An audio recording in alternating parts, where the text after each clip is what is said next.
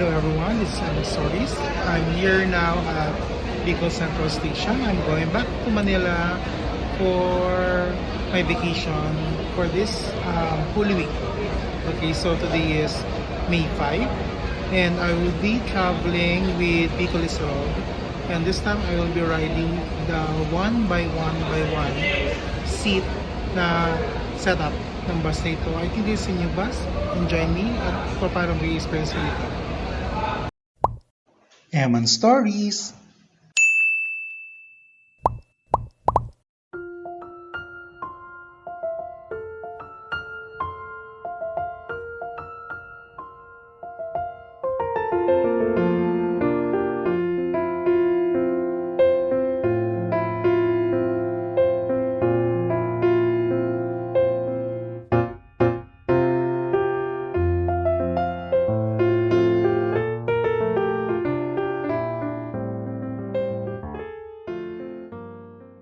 And ito na po yung sasakyan kong bus for tonight. This is trip code IS1. So this is Volvo bus number 218. Yan. For now, hindi pa nagpapasakay kasi patay pa yung aircon. Maga pa kasi. Pero ang dyan na sa loob yung bag ko. Other buses andito sa gilid. Yan, may for going to Iriga. Then Tucubao, Lagunoy. And then another one sa dulo is Cubao din. Also from Bicol Asarog, kaya pa siya. And kahit ano, bukas wala na talaga yung pasok. Pero hindi ganun karaming tao. I don't know if fully booked itong bus sa sasakyan ko. And so lumipat pala yung bus. Sumabay na siya dito sa ibang mga bus. Yan. So for now, ganun pa rin. We're still waiting para i-on yung aircon. At ibang mga pasero ay andito na naghihintay na para makapasok. Ang biyahe kasi is 8:30 and ano pa lang, 7:45. Mamaya, video natin kapag okay na yung ilaw. Ayun, may parating na bagong bus. So this is bus 5.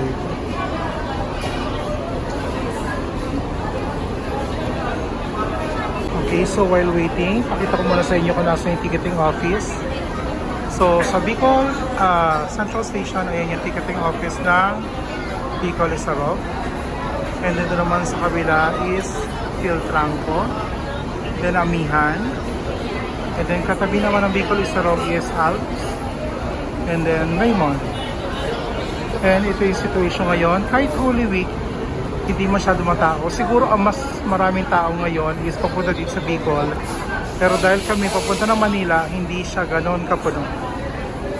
I think most of the people here, mga kasabay ko sa bus tonight.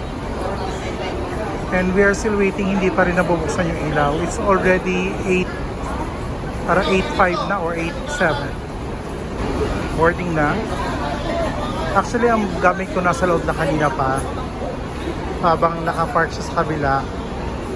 So medyo late ako akyat and nakuha na rin nila yung ticket.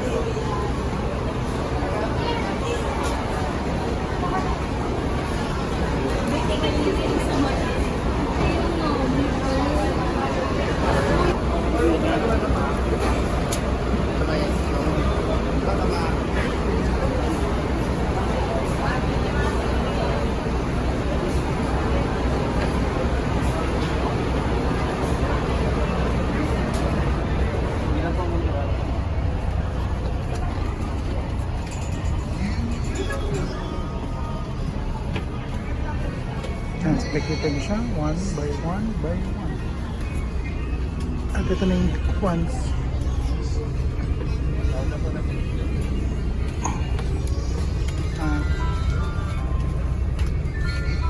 As you can see, ayan, magkakaiwala yung tatlong chair. I am now in my seat and then may TV sa harap. Kasi ito yung harap ko. Nasa second row lang ako. So ito yung sa gitna and then sa dulo. Papapasin nyo ito yung chair Yan. So wala siyang leg rest, wala rin siyang foot rest. Okay.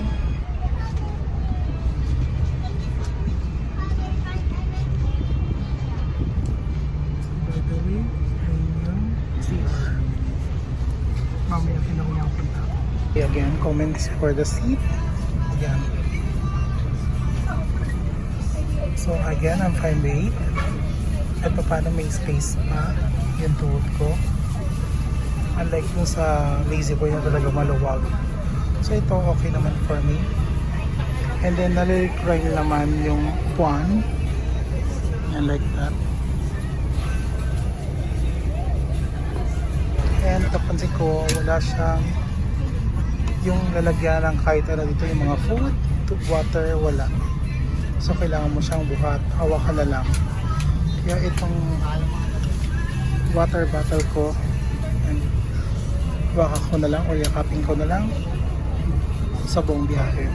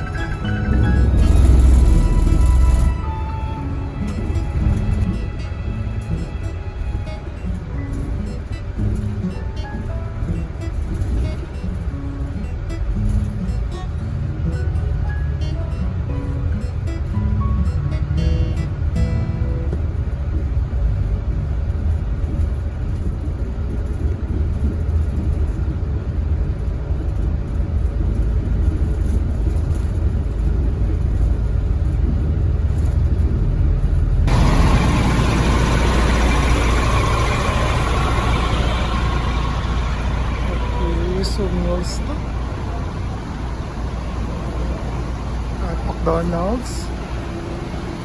And ito na yung ibang buses.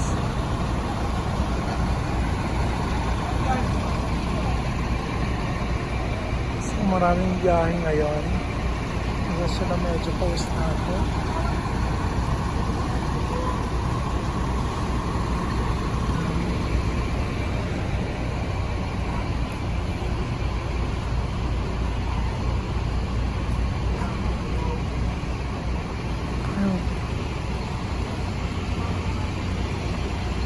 Talaga sila po.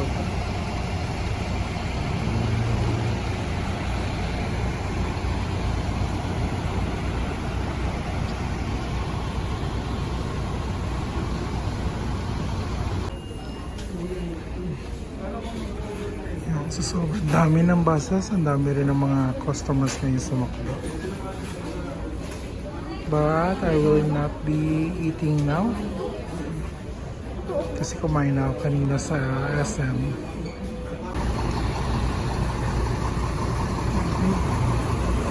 May nagtitindir ang pinagong. Ay, stay sa pinagong!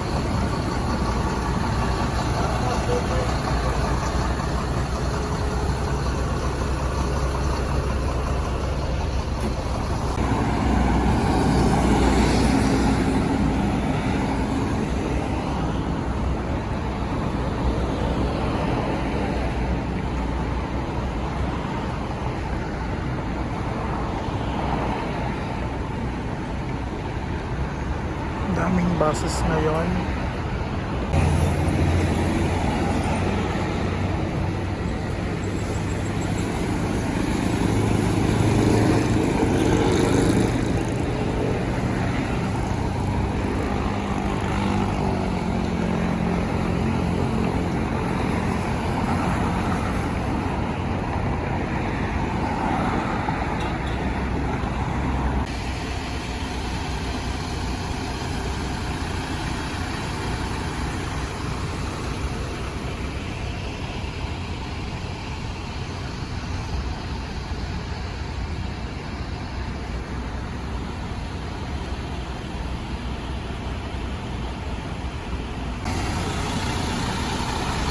So while roaming around, napansin ko, wala palang sleeper na biyahe ngayon.